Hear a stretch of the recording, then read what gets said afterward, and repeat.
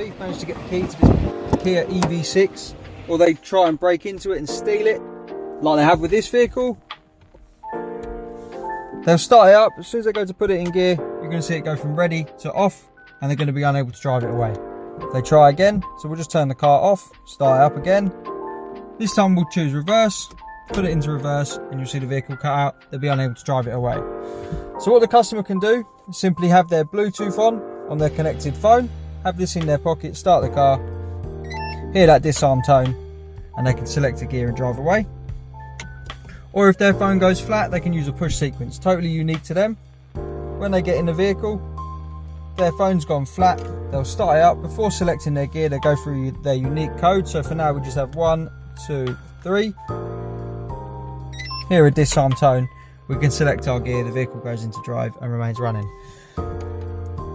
This is the Starline Pro. As you can see, this vehicle has already been attacked. But if you want to keep yours secure before this happens, give us a call on 0208 212 7393.